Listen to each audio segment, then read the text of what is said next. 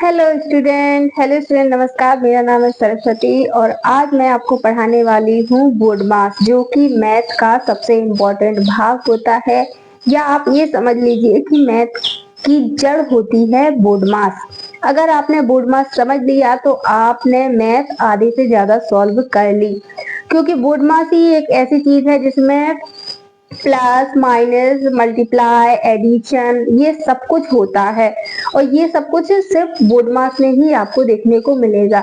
इसलिए आपको बोर्ड मास को समझना बहुत ही जरूरी है। तो चलिए हम बोर्ड मास को समझते हैं।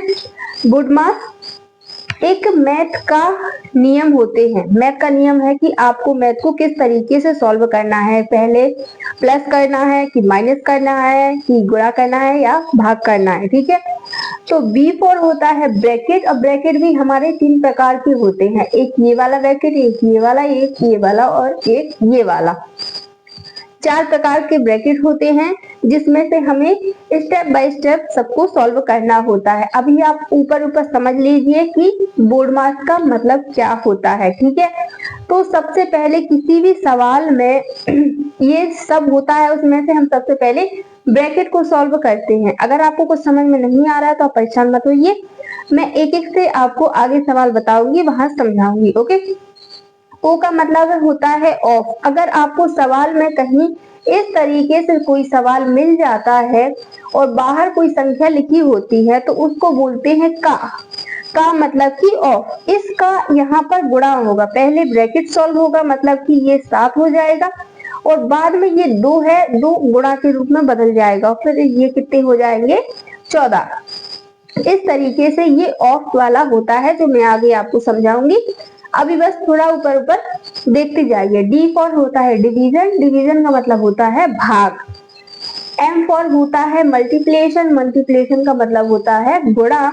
और A फॉर मतलब होता है एडिशन, एडिशन मतलब होता है जोड़। S फॉर होता है सब्सक्रिप्शन, सब्सक्रिप्शन यानी होता है घटाव। तो ये हमारे किसी भी सवाल को सॉल्व करने के नियम होते हैं कि सबसे पहले आपको ब्रैकेट को सॉल्व करना है, फिर आपको ऑफ को सॉल्व करना है, उसके बाद आपको भाग करना है, फिर आप मल्टीप्लाई करेंगे, देन आप जोड़ेंगे, लास्ट में आप क्या करेंगे, माइनस करेंगे। ऐसा नहीं है कि आप कहीं भी कुछ भी कर दें, या आपका मन हो तो आप पहले गुणा कर दें, फिर आपका मन हो तो फिर आप भाग कर दें, फिर आपका मन हो तो आप ब्रैकेट सॉल्व कर लें। तो इसमें ऐसा नहीं होता है, इसीलिए बोर्ड मास बनाया गया है कि आप स्टेप बाय स्टेप सब कुछ सॉल्व करें। अब मैं सवाल बताती हूँ आपको, आप एक एक से सवाल को समझिए। अगर नहीं भी समझ में आता है तो मैं आपको बेहतर से बेहतर समझाने की कोशिश करती हूँ। ये बोर्ड मास का हमारा ये पहला सवाल है और ये सबसे इजी सवाल है। आप इसको समझने की कोशिश करिएगा, बहुत आसानी से आपको समझ आ जाएगा। अब देखिए इस सवाल में क्या है, प्लस भी है और गुणा भी है। ठीक है, तो हम इन दोनों में से सबसे पहले किसको सॉल्व करेंगे, तो ये इसका फैसला हमारा क्या ये करेगा, बोर्ड मास का नियम। ये बोर्ड मास का नियम बताएगा कि हमें पहले क्या करना है, पहले प्लस करना है या गुणा करना है। ठीक है, तो यहाँ पर देखिए ऑफ या ये है, सॉरी ये है ब्रैकेट। अब ब्रैकेट तो हमारे सवाल में है नहीं ना, तो हम ब्रैकेट सॉल्व नहीं करेंगे। अब ब्रैकेट नहीं है तो ऑफ भी नहीं होगा, क्योंकि जाहिर सी बात है वो उसके पीछे लगता है।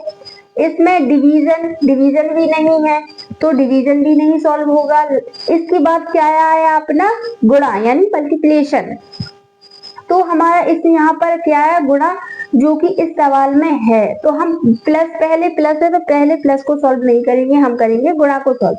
यहाँ पर बराबर लगाएंगे और 8 प्लस इन दोनों का गुणा करेंगे तो ये कितना हो जाएगा, 4 दूनी 8 बराबर। अब हम क्या करेंगे, अब हमारे में क्या है एडिशन, एडिशन यानी कि जोड़। अब हम इनको जोड़ेंगे, 8 प्लस 8 कितना होता है 16, तो इसका फाइनल आंसर क्या होगा 16। हालांकि आपको समझ आ गया होगा। अब हम इससे थोड़ा सा टफ सवाल लेते हैं, उसको भी आप समझने की कोशिश करिएगा।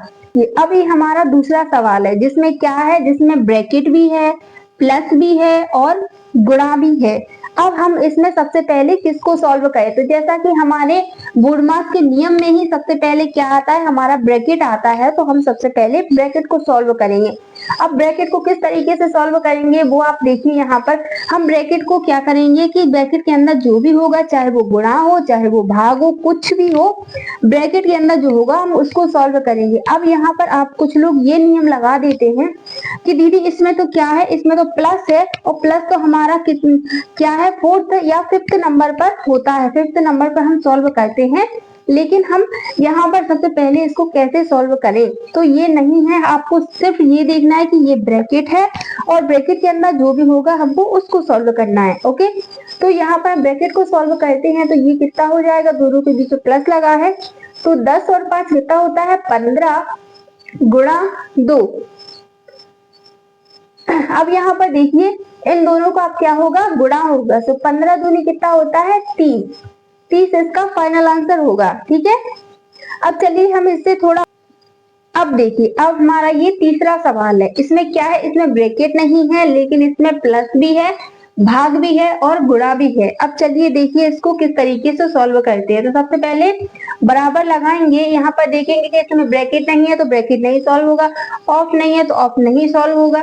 दूसरा क्या है, भाग, अब इसमें भाग है अपने सवाल में, तो हाँ यहाँ पर भाग है, तो आगे वाली संख्या एज इट इज उतार दीजिए, 15 प्लस यहाँ पर इसका भाग दे दीजिए, 3 दूना की कितना होता है, 6, यहाँ पर 2 आएगा, जो भागफल होता है उसे यहाँ पर उतारा जाता है। ओके, 2 आएगा और जो गुणा है वो गुणा ही लगा रहने दीजिए जैसा लगा है, और 2 आप वही के वही उतार दीजिए। ठीक है, अब इसको इन दोनों के बीच में क्या लगा है, जोड़ लगा है, इसके बीच में क्या लगा है, गुणा लगा है। तो जैसे कि पता है कि भाग के बाद गुणा आता है, तो हम जोड़ ना करके क्या करेंगे, पहले गुणा करेंगे। तो 15 प्लस इन दोनों का क्या होगा, गुणा होगा, तो ये कितना हो जाएगा, 4, और यहाँ पर हम इनको हम लास्ट में जोड़ेंगे, तो ये कितना हो जाएगा, 19 यानी कि 19। तो ये हमारा फाइनल आंसर होगा।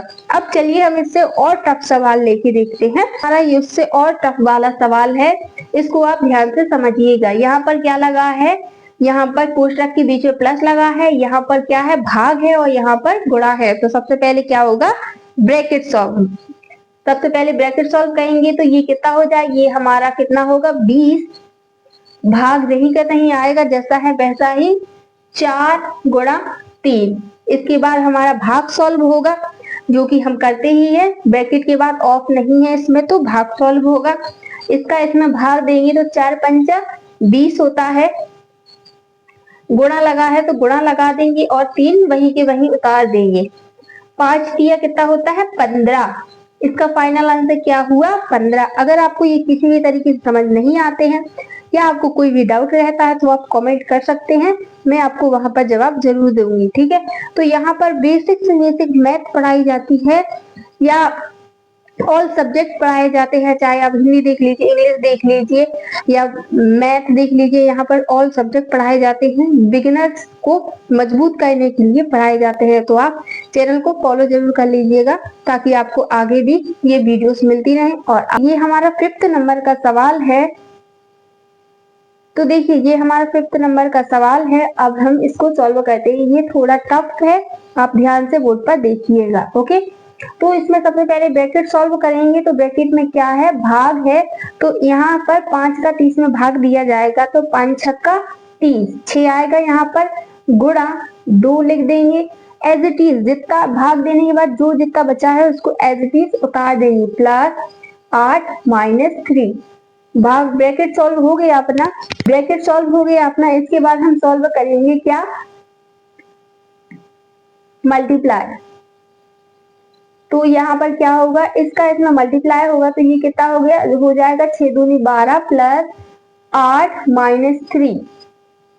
इसका इसमें क्या करेंगे हम, यहाँ पर क्या है, प्लस बचा है और माइनस बचा है, तो सबसे पहले हम प्लस को सॉल्व करेंगे, बाद में हम माइनस करेंगे। तो 12 और 8 को जोड़ेंगे तो होगा 20 माइनस 3, इनको हम माइनस करेंगे तो ये हमारा फाइनल आंसर आएगा 17।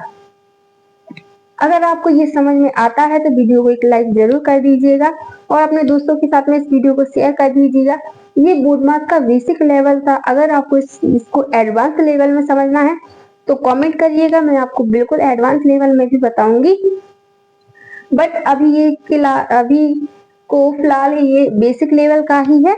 और आपको एक सवाल भी मैं दे रही हूँ जिसको आपको करना है, जिस तरीके से मैंने बताया वैसे ही आपको करना है और आंसर को कमेंट करके बताना है।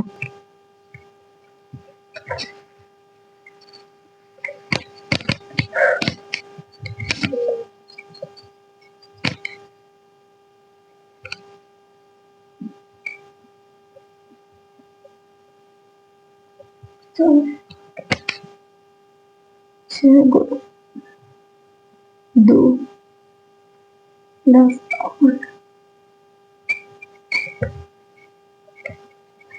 इस सवाल को आपको कमेंट करके बताना है, इस सवाल का आंसर आपको कमेंट करके बताना है कि ये आपसे बनता है कि नहीं बनता। अगर आपको कुछ भी समझ में नहीं आया हो तो कमेंट कर दीजिएगा, मैं आपको उस सवाल का आंसर दूंगी और फिर से समझाने का प्रयास करूंगी।